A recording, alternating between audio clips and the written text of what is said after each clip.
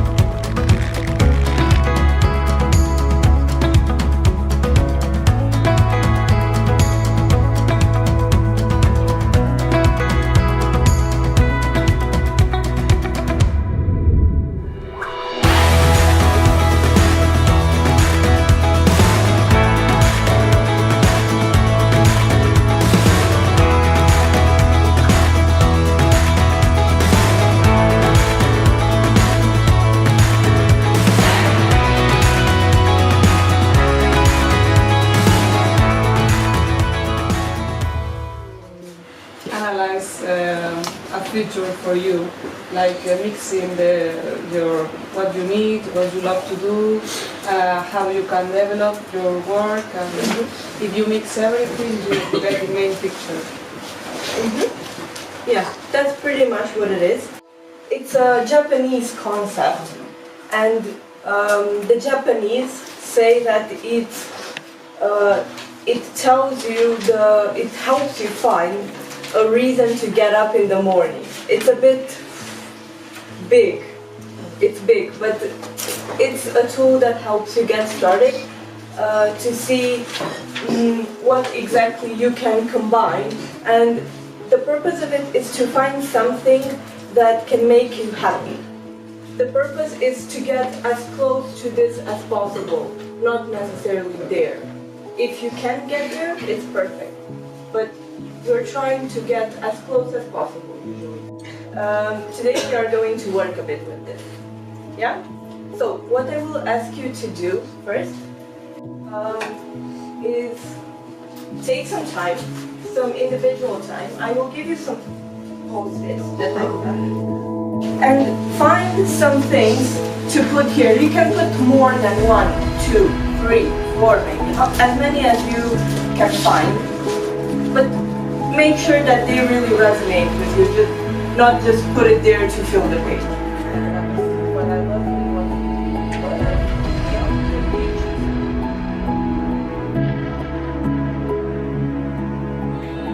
We will go through a bit of a thinking process to find out what the world needs or what we think the world needs. Yeah? So when we are thinking about what the world needs, the first step is to read about what's happening in the world, yeah? So where to look for? Laura already mentioned some sources like the newspaper or the job market or whatever is online or offline that tells you about the world, yeah? Or you can find from people. But what you are looking for actually? You are looking for some issues that are in the world. Do you remember the tree of problems that we've done in, I don't know which day exactly, some day, early day, yeah. Yeah, so basically in this part, you can follow the exact thinking process. You are thinking about what do you see in the world? What is happening? Is there something that is lacking? Is there something that is too much of? Is there something that happens in a way that brings negative consequences in the world? Yeah? So what is the issue that you see in the world? Yeah? It doesn't have to be just one. There are probably a lot of issues in the world. Okay, the next part, you go on to think, why does it happen? Why does it happen? Are there some people who are acting in the wrong way? Are there some tools that are not working? Are there some attitudes that are not favorable to the world's functioning? So you try to find the cause or the causes, because usually there are many causes. And you can think about some areas, some fields that the causes might be coming from, like politics or education or health. But don't stay at the area, because the area itself is not the cause. Something that happens in that area is a cause of the issue. For example, you can see many articles in the media that there is global warming, yeah? And you're looking at the causes of global warming. Why does it happen? Because there is a lot of pollution. Okay, why does pollution happen? Because maybe people are not responsible consumers. Why are they not responsible consumers? Because probably they have no education in this direction. Nobody tells them how to consume responsibly. So that is the cause that you've identified. You go to the bottom of it, okay? And you know that you've reached the bottom of it, or the cause, when you get an idea of how you can fix it. Yeah? What skills do you need in order to fix it? What attitudes do you need in order to fix it? What actions can you take in order to fix it? For example, you can get skills in environmental education and educate the people how to be responsible consumers. That's an example of how you can fix the cause that you've identified. Okay? Here, please be very specific. Think about, when you give an example here, think about if you were to start implementing it tomorrow or working on it, would you know what you have to do? Yeah? So be specific. Okay, did you understand the steps? Yes, thank you for questions. Yes, who understood the yellow one and wants to try to explain it? Please.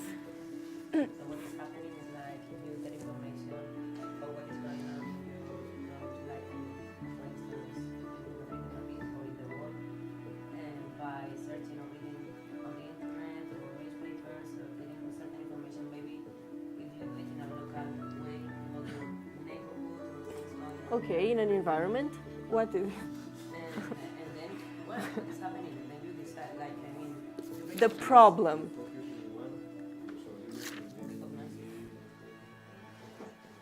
Mm-hmm. Yes. Yeah. It can be, as I said, pollution, but it can also be disrespectful behavior or violence, or it can be corruption. so you identify. You identify a problem that exists in the world or in your country, if you want to go smaller, not in the whole world. Does it make sense? Any other question? Like, Yes. in order to work with, for instance, if we are gonna work using this kind of tool with teenagers, Mm-hmm. like, okay, we should be like, should we say that we need to be realistic?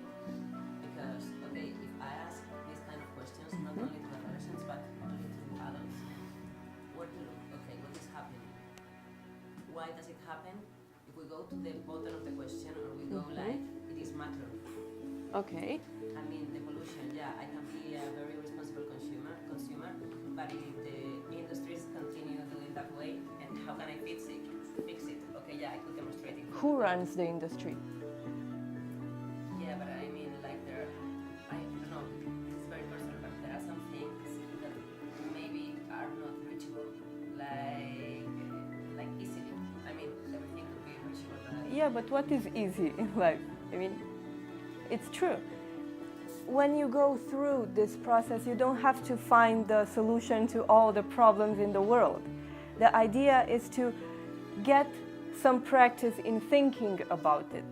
Maybe you're not realistic now, but as you go through life and gather more information, and maybe you try some solutions that don't work, you get a better direction through this, and maybe you find some clearer solutions.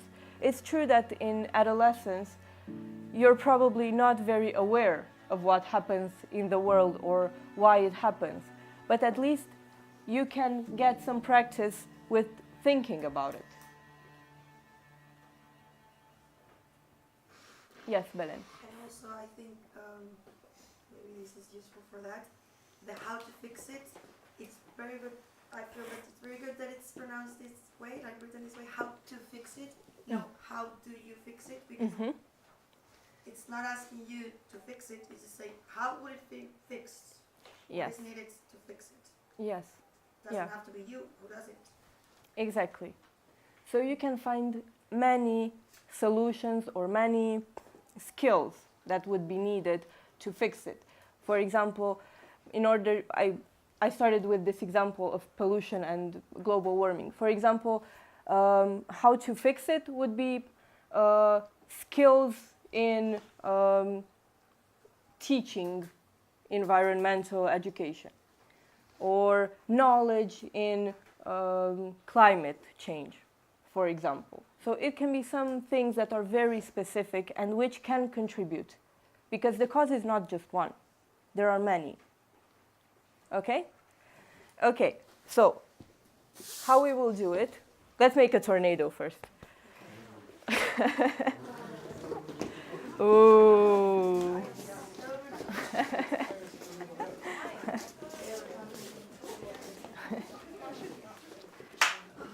Okay. Okay, and let's get into groups of 4. Okay, after we get into groups of 4, I will ask you to discuss a bit. We can make the groups in a few seconds.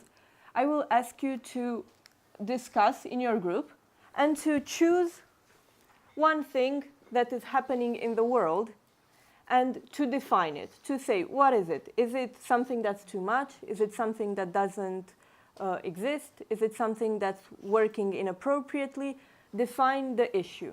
Yeah, define it as clearly as possible so that it helps you next.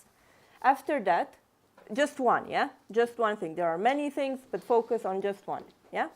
After that, try to brainstorm some ideas of why would it possibly be happening? What kind of things are not working properly so that this problem exists? Yeah? Why? Some causes. Some things that contribute to this. And after that, again, try to brainstorm some solutions. That is, skills, knowledge, approaches that could work to help in fixing this. Is it clear? Okay, let's see the groups.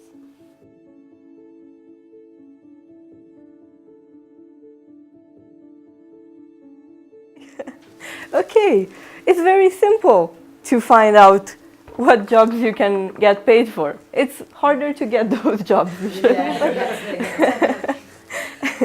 Okay, these 2 circles are a bit out of our control, so we have to get the information from the outside, usually by searching in the media, reading newspaper, checking the job market, watching the news maybe, or checking internet, yeah? This one specifically, I think it's a bit particular to each country because it's more related to the economy, yeah? Let's get some examples, like what job can you get paid for in Portugal, let's say. Give me some examples of jobs that you can get paid for, or things, skills. It doesn't have to be names of jobs, but skills that get money. Waitress. This is very common in Spain as well. I think it's the most. Wait.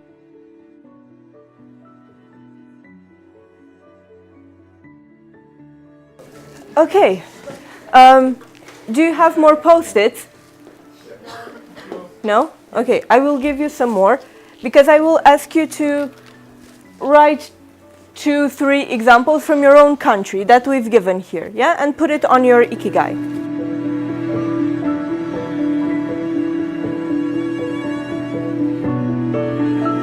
So, in the next moments, I will ask you to try to find as many intersections as possible and try to see how close you can get to the middle. Is it clear? Okay. Let's try to do this in 5 minutes because you already have all the tickets that you need there. Yeah?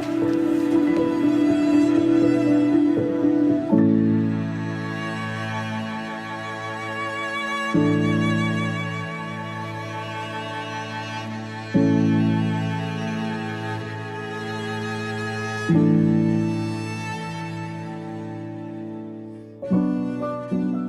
write that in your book? Yes.